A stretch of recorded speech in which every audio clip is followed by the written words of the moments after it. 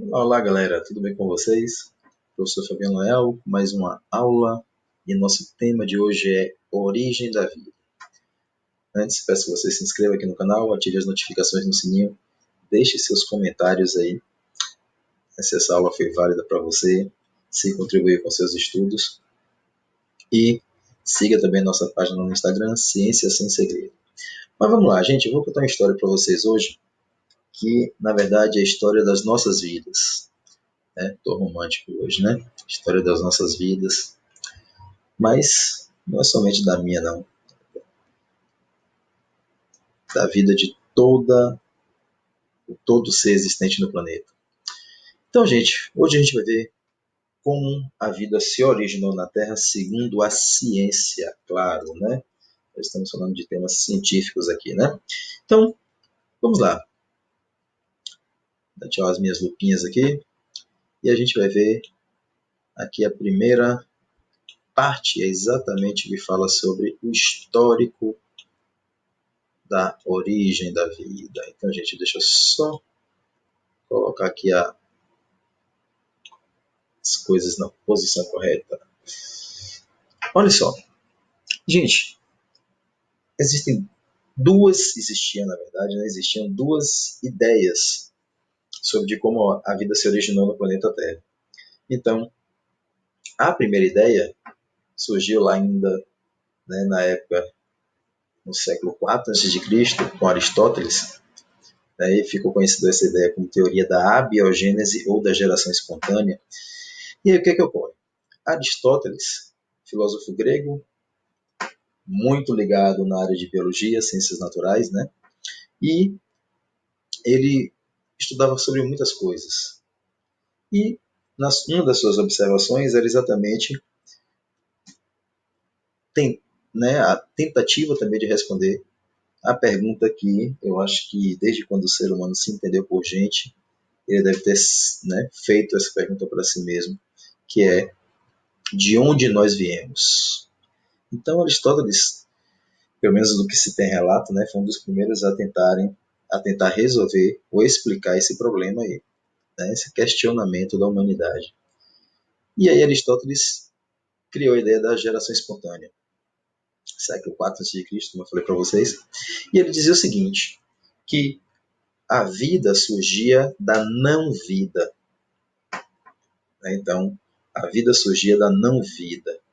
Essa ideia ficou conhecida como abiogênese, em que o termo a significa não, bio significa vida e gênese nós sabemos que significa origem. Origem. Então, segundo Aristóteles, a vida surgiu da não-vida. Como assim, Fabiano? A vida surgiu da não-vida? Não faz sentido. Para Aristóteles e para muita gente após ele também fazia sentido isso aí. Né? Fazia sentido sim. Então, o que ele dizia? Por exemplo, que os sapos eram formados a partir do lodo, da lama. E aí ele falava, bom, é só observar onde é que você encontra sapo aí. Associado ao lodo. E olha a cor do sapo, parecido com a cor da lama. Por exemplo, de onde surgem os peixes? Ora, da folha da árvore que cai e na água se transforma em peixe. Olha o formato da folha, olha o formato do peixe. Então, as pessoas então ficavam maravilhadas com o que Aristóteles falava. Poxa, que cara sabe, o cara sabe tudo, rapaz, esse Aristóteles bota para quebrar. E aí Aristóteles falava o seguinte, mas claro, alguém podia ter questionado ele. Ele falou assim, Aristóteles, o Ari, me fale o seguinte, Arizinho, por que é, então, que uma folha está caindo agora na água, aqui, e essa folha não está se transformando em peixe? Ele falava assim, calma, pobre mortal, não é assim como você pensa. Para que isso ocorra, tem que existir dois pré-requisitos. Para que o que não é vivo origine o que é vivo. Tem que ter dois pré-requisitos. O primeiro pré-requisito é que deve haver naquele local a força vital. Se não houver força vital, não tem vida, não tem como originar vida. Ah, tudo bem, Aristóteles, tudo bem. Tá, não tem força vital. E se tiver força vital, por que ele não está transformando ali? Porque também deve haver um outro fator importantíssimo, que é o gás oxigênio. Se não tiver, se não tiver esses dois pré-requisitos no local, não tem como originar vida.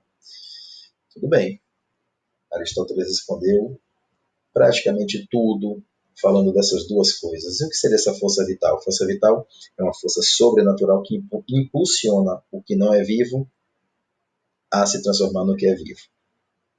Tudo bem, passado um tempo, muito tempo, por sinal, um cara chamado Van Helmont. O que foi que Van Helmont fez? Van Helmont, lá nos séculos 16 e 17, Van Helmont criou uma receita para que você pudesse fazer seu rato em casa. Faça seu rato em casa. Foi o que Van Helmont propunha na época. E ele falava o seguinte: é fácil fazer um rato. Você pegue lá um pouco de trigo. Note os ingredientes aí, gente, por favor. Fazer o rato em casa. Trigo, uma camisa suada, aquela que você chega do baba. Aquela camisa que você chega do baba lá. E escolha na sua casa um local escuro.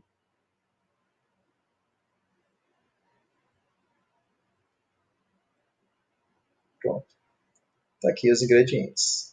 Vamos lá, anote agora como é que você faz. Pegue a camisa suada, bote no canto escuro da sua casa, jogue trigo em cima e espere 21 dias. Dessa camisa suada irão surgir ratos a partir dali, ou seja, a camisa suada vai originar rato. E Van Helmont então fez a receita de como produzir seu rato em casa. Anota aí, galera, a gente faz em casa aí para ver se dá certo. Só que essa ideia da abiogênese foi contestada. Repare, eu falei aqui de início do século IV a.C. Século IV a.C., lá com Aristóteles, e Van Helmont depois ainda corroborou, ou seja, confirmou essa ideia de Aristóteles aí. Só que um italiano chamado Francesco Redi, lá no século XVII também, mais para o final do século XVII, ele contestou essa ideia da abiogênese. Mas não é bem assim. Então, porque na época dele se dizia o seguinte, que as larvas, ou seja, que eles chamavam de vermes, surgiam da carne apodrecida. Só que Francesco Redi não se convenceu disso. Ele chegou, fez o seguinte, ele falou, não, vou fazer um experimento para tentar comprovar se realmente as larvas, ou seja, os vermes, surgem da carne podre ou não. O que foi que ele fez? Ele simplesmente fez um experimento muito fácil de se fazer.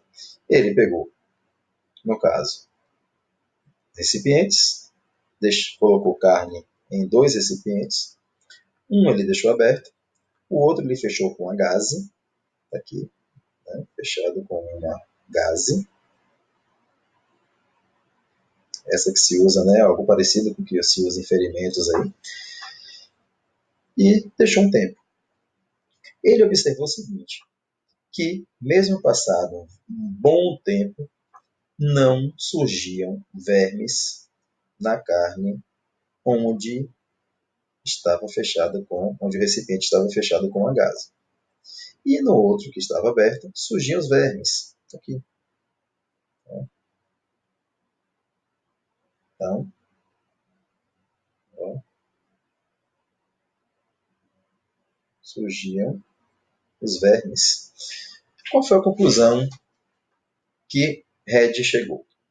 Ele chegou à seguinte conclusão. Primeiro, que a carne podre não origina vermes. Esses vermes surgem a partir de ovos depositados pelas moscas. Então, primeira conclusão, ó, os vermes Surgem, anote aí no seu caderno. Ó, surgem da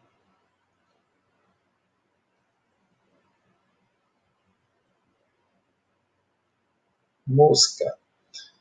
A partir de quê, gente? Dos ovos depositados por elas.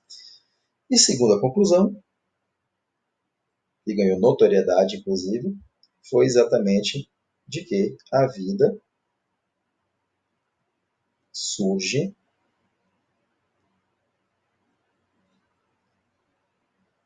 de outra vida.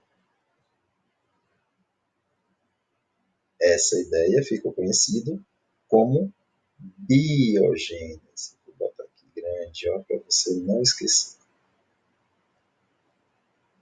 Biogênese, com letra mais feia ainda, para que você não esqueça mesmo. Então, o que seria então essa biogênese? Biogênese já diz o seguinte, que é a vida surge de outra. Bio, nós vimos lá em cima, vida. Gênese significa origem. Opa, significa origem. Então, ele diz o seguinte, que a vida surge de outra que já existe. Pronto, ótimo. Só que, nesse meio tempo, repare que eu estou falando do século XVII, e no século XVIII, um cara chamado Leeuwenhoek, Anton van Leeuwenhoek, um holandês, viu o seguinte, ele estudava bactérias, né, ele criou um microscópio, sua própria autoria, inclusive, e nesse microscópio criado por Leeuwenhoek, ele observou o seguinte, ele observou pela primeira vez células vivas. Então, ele observou os espermatozoides, não me pergunte de quem, nem de onde ele extraiu isso, pelo amor de Deus. Outra célula viva que ele observou foram células do sangue, ele viu lá ó, as hemácias, e uma que aqueceu o debate sobre biogênese e abiogênese, que foram micro-organismos, ou seja, ele foi o primeiro indivíduo a observar bactérias.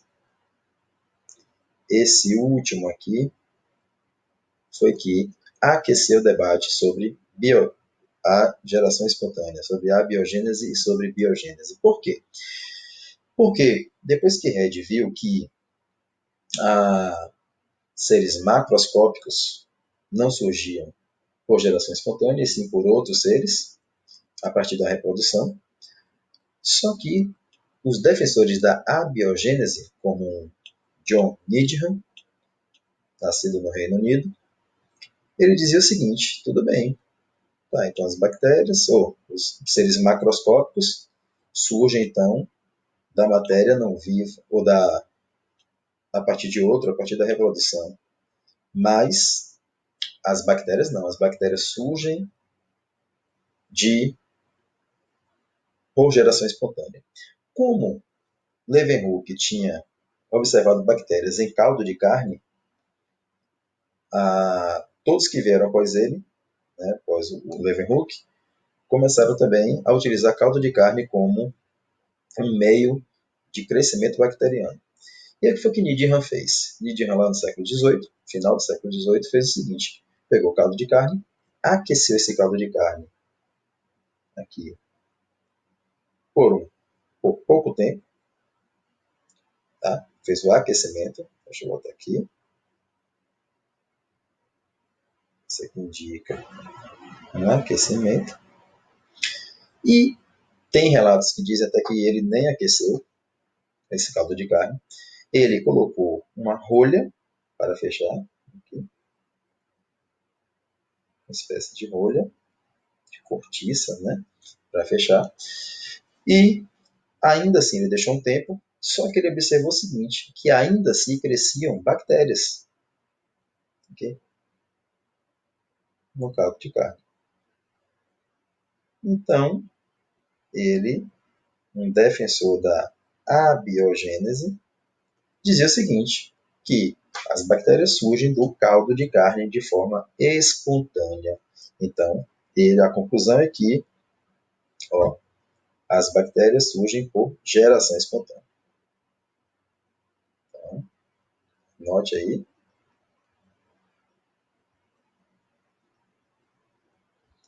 Surgem por geração espontânea.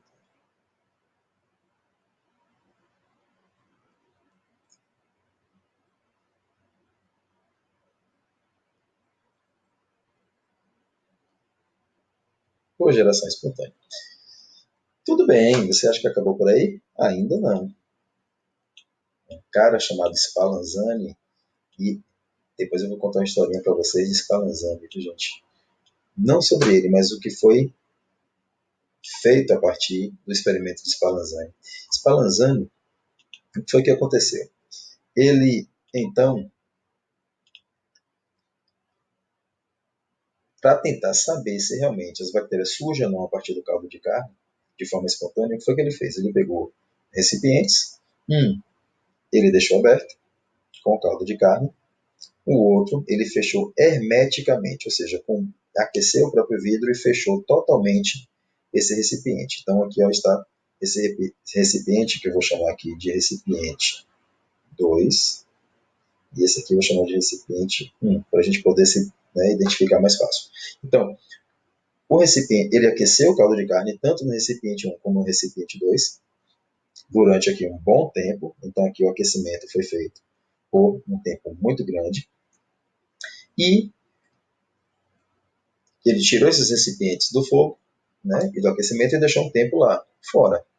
Ele observou que o que estava aberto crescia bactérias. Então aqui ele observou crescimento bacteriano.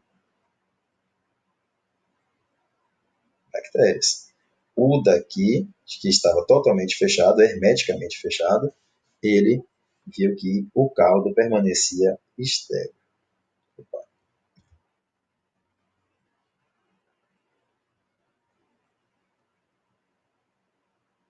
Estéril. Ou seja, não tinha crescimento bacteriano nenhum. Qual foi a conclusão que Spallanzani chegou? Que as bactérias não surgem do caldo de carne. Então, ou seja, não existe a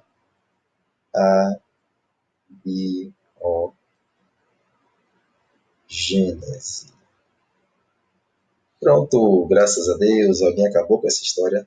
Não. Needham não se deu por vencido. O que foi que Needham falou? Spallanzani, claro que você errou. Você errou por o seguinte, Aristóteles já falava sobre isso lá.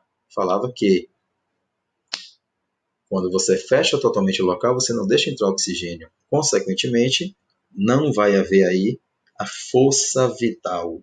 Então, não tem como você fazer com que haja crescimento de bactéria, porque o aquecimento durante muito tempo, você retirou a força vital do local e impediu a entrada do oxigênio quando você fechou totalmente o recipiente aí, que eu representei inclusive como número 2. Nesse meio tempo, gente, um francês chamado Appert, não sei se a pronúncia é essa, Appert, ele fez o seguinte, observou o experimento de Spallanzani e falou assim, quer dizer então que se eu fechar um recipiente todo, não deixar entrar oxigênio, não deixar entrar nada, não cresce bactéria, né? Ele foi lá e criou a indústria dos enlatados. Então você come hoje alimentos enlatados graças ao experimento de Spallanzani e a astúcia de Appert. Bom, só que ainda ficou um impasse entre se realmente as bactérias surgem por geração espontânea ou não. Já no século XIX, Louis Pasteur, um francês também, um cientista muito famoso, inclusive, na época, ele falou o seguinte, bom, vamos lá. Ele pegou tudo que foi feito antes, deu uma estudada, falou, vamos lá. Se Needham rebater o Spallanzani, porque o frasco estava totalmente fechado, eu vou fazer diferente. Eu vou fazer o seguinte, eu vou pegar e botar aqui o caldo de carne no recipiente, aqui, como recipiente 1. Vou aquecer o gargalo desse recipiente de vidro e vou entortar, fazer esse gargalo em forma de S. Ficou conhecido como frasco pescoço de cisne, né? Porque ele tem uma curvatura. Vou aquecer esse caldo de carne, aqui, aquecimento, e vou depois aguardar um tempo. Aí, então, foi isso que Pasteur fez. Aqueceu durante um tempo, pouco tempo, cerca de 20 minutos, aqueceu esse caldo de carne aí, deixou resfriar e mesmo após um bom tempo, ó, lá esperando, repare que o recipiente continuava aberto, ó, ele não fechou hermeticamente como o Spallanzani fechou, essa abertura tá, né, aí existe uma abertura. Só que ele observou o seguinte, que mesmo passado um bom tempo, o caldo aqui não tinha bactérias. Não tinha bactérias.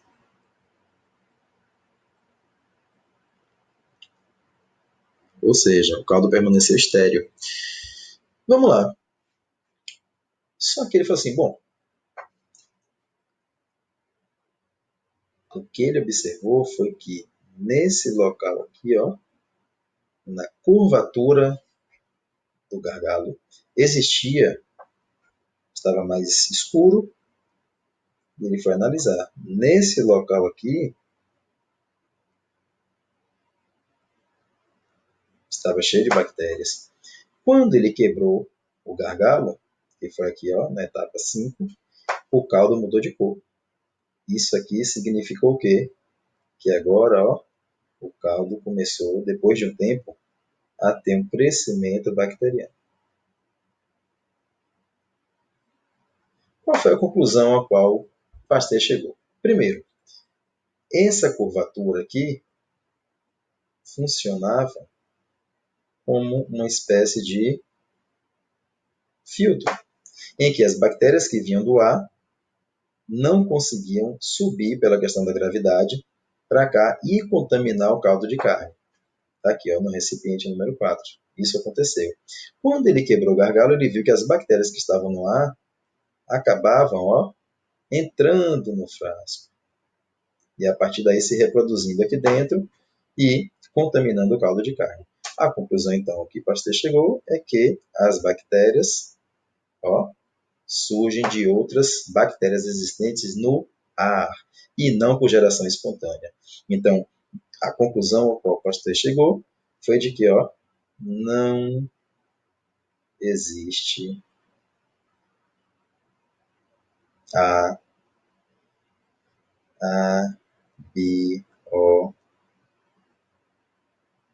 abiogênese. Ou seja, ele derrubou de vez com a ideia da abiogênese com seu experimento aí, de forma muito simples. Tudo bem, galera? Pronto. Contei metade da nossa história para vocês. Só que aqui agora não responde uma coisa. Ele só diz que a vida surge de outra que já existe, pelo processo de reprodução. Mas ficou agora uma grande lacuna aqui. Quando foi que surgiu o primeiro ser vivo para que ele pudesse dar origem aos outros seres vivos? Isso Pasteur não respondeu. Isso é um tema para a nossa próxima aula. Fique comigo, acompanhe depois a nossa playlist sobre origem da vida e evolução. Grande beijo a todos. Até mais. Se você gostou, indique para os amigos. Se você não gostou, indique para os inimigos. Tchau, tchau.